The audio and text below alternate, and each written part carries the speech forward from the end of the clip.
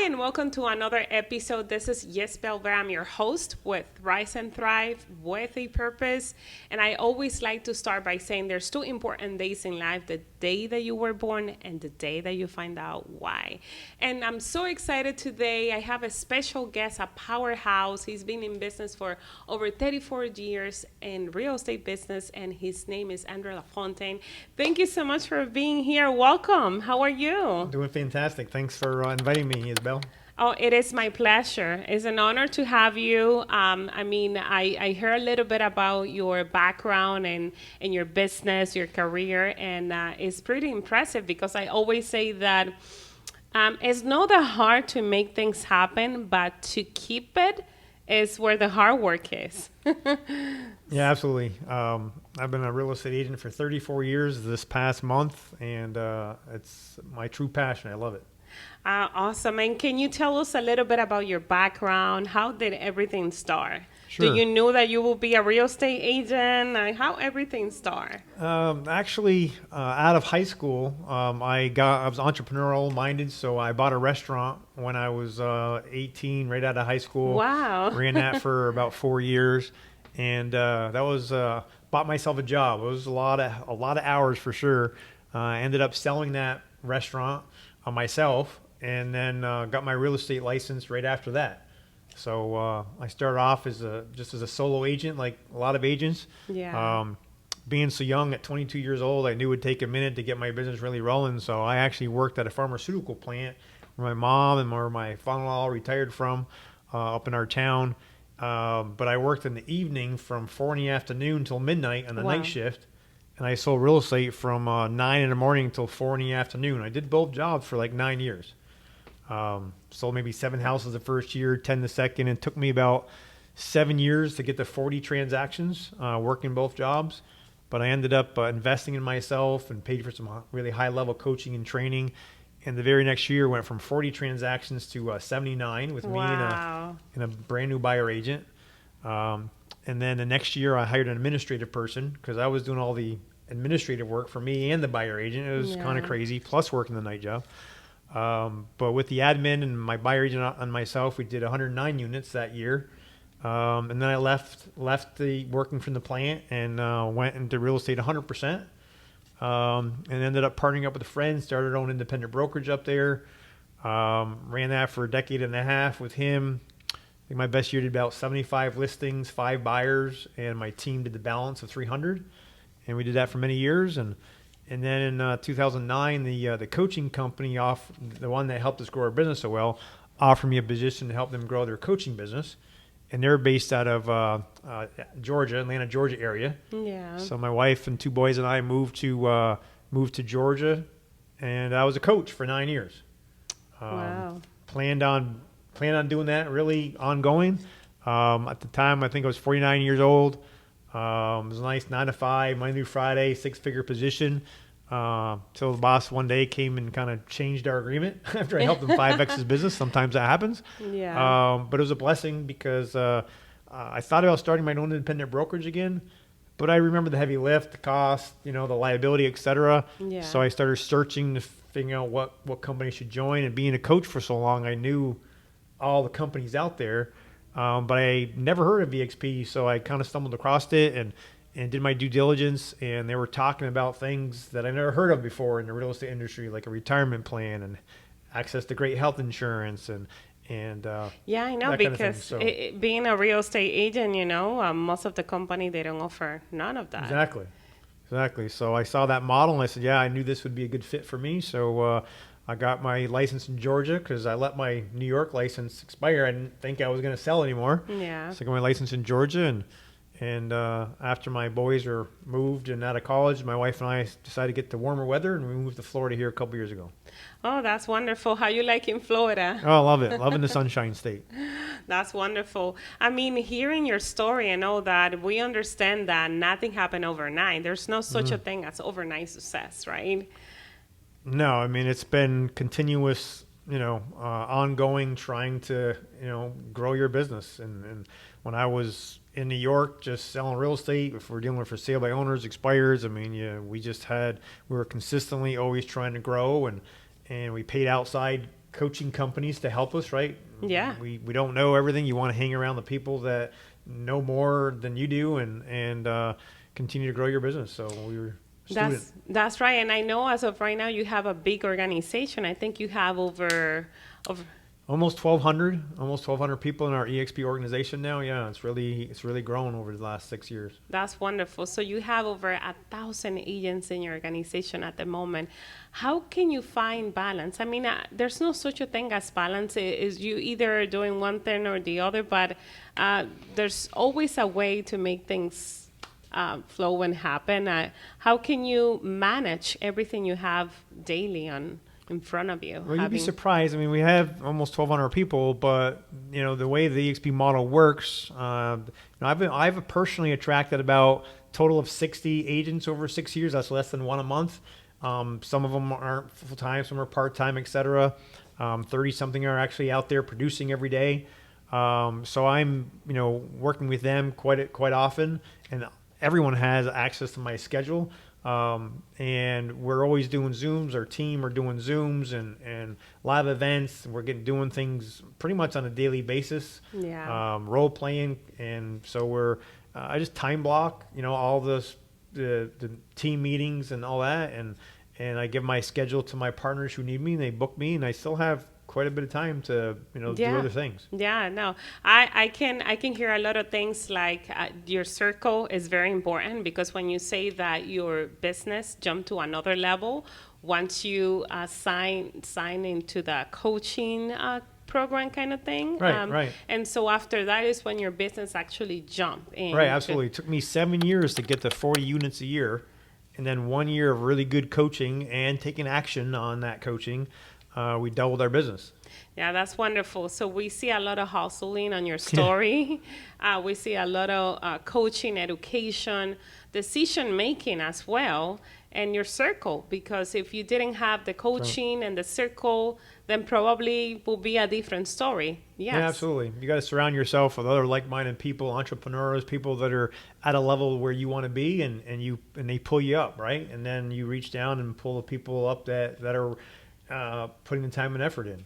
Yeah, no. And how did everything start? Like you say that you bought a restaurant when you were 18. Yeah. So how you came with that entrepreneurship mindset? Has it always been in there? Yeah, I think so. I mean, my parents were hard workers. They both had full-time jobs and then come home at night, and mom make dinner, and then dad would go out, and he was a handyman. So he worked another 3-4 hours in the evening. He did that 5 days a week and on Saturday. So I just saw both my parents always hustling and working hard to, to be able to provide. And I always knew I wanted to have nice things and be able to provide like they had for my kids. And I knew if you were an owner, it's better than being an employee, right? Yes, yeah. And that's how you build wealth. So I bought that restaurant. I was actually at a high school. I was a short order cook. I was working at a restaurant, and then ended up moving and working for the restaurant that I ended up purchasing because the owner was looking to sell. And I actually borrowed the money from my grandmother. That's awesome. Bought the restaurant and ran it for almost 4 years. Yeah, from a restaurant worker to the owner, to the CEO. Yeah, That's wonderful. yeah. And such an early age. Yeah, I was 18. Yeah. The people that were working for me were like in their 30s and 40s and 50s. Yeah. But Yeah, no, that's wonderful. I identify a lot with you because I grew up in an entrepreneur household as well. My parents, I saw him hustling. I saw him when bankruptcy and then start over again and build again. And so, yeah, it doesn't really scare me personally. Like, okay, it doesn't matter. You just have to keep pushing and trying, showing right. up, and have the right system and the right people surround yourself, like you mentioned. Now, is there any person or organization that has been impactful in your life or in your business? It could be in a personal level or it could be in a business level. And how do they impact your life? yeah, that's a great question. I think really seeing my parents on a day-to-day basis, working 2 full-time jobs. They had, my father grew up, I think, with an 8th or 9th grade education, worked on the farm. But he stayed at the same job for 40 years, and worked himself up to, what he did, and just seeing my parents work really hard for what they want, right? So I think that's where the work ethic came in from. And then, joining that coaching program and really seeing other people at higher levels than where you were at, and seeing it's possible, and just putting the time and effort in really helped us, really grow. So I don't know if it's one specific, people, or I think it's just the entrepreneurial mindset of quitting is not an option. It's not an option. No matter, you're going to have ups and downs in the market. We've been through a lot of ups and downs in almost, 34 years in real estate. But when I was in New York, my business every year went up. If no matter what happened to the interest rates, that's a tough market. New York is a tough market. Yeah, you just work harder if you have to. That's kind of my mindset. And I love it. It doesn't matter what's going on out there. What matters is your strategy and your game plan, because there's always someone or a group of people, organization, or company making money, right? That's right. I mean, in the real estate business, people are, no matter what's going on with politics or with COVID or whatever happens, people need to buy new homes. They relocate, they die, they have kids, The real estate business is always going to continue moving. It's going to go up and down, but there's a certain amount of business that's going to be done. And I always had the mindset, well, I'm going to get my share. And it's just a matter of putting the time and effort into it. When people are running scared and getting out, that's when you double down. I know. I love it. I know people always going to need a roof on their head. Yeah. Right? Yeah. I know. That's wonderful. And if you can see your old you, is there anything that you will change? Well, I found, to be honest with you, I was born and raised Catholic, which is great. Bringing up with my parents.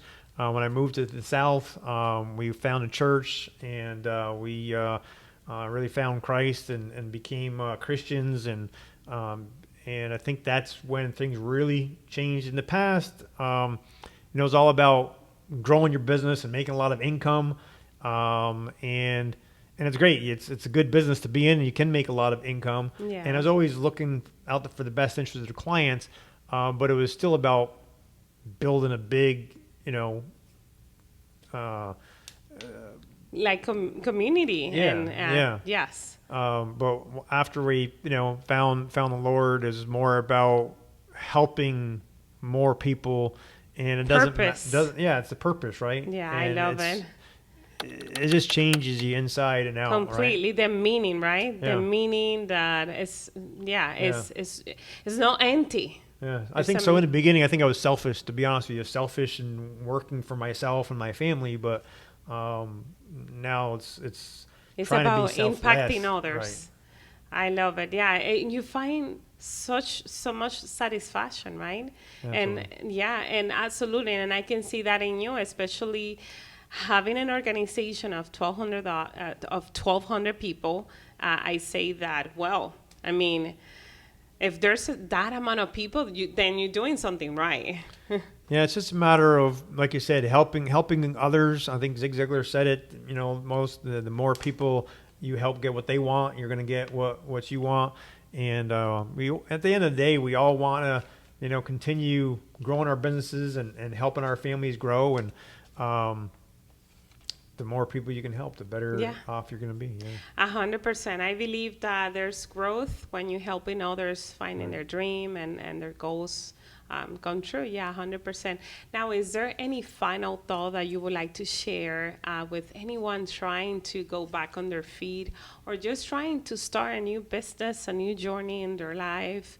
Any advice that you can share with the audience? Yeah, I would say find some mentors, find other people that are at the level that you want to be at. It could be coaches that you pay for. It could be going to other real estate conferences and getting to know people and ask for help and find those good mentors that have the same values that you do. And then it's about consistency. It's about putting the hard work in. There's no free ride. You really have to be consistent on a daily basis. If it's building your real estate business, building your marriage, building your kids' relationships, it's the consistency of doing the little things on a day-to-day basis that really will impact your life and your business moving forward. That's wonderful. That's wonderful. What a great way to close this episode. There's a lot of nuggets that I'm sure the audience got from this conversation. And I hope everyone took notes. It's such a pleasure to have you here at the podcast. This episode is definitely very wonderful. And thank you so much for your time. I really appreciate you and just wish you many, many more blessings and that you continue growing. Thank you very much. Yes, Bella, it was great being here and getting to know you and looking forward to continuing our relationship. Yeah, me too. Thank you. You're welcome. See you in the next one. Thank you.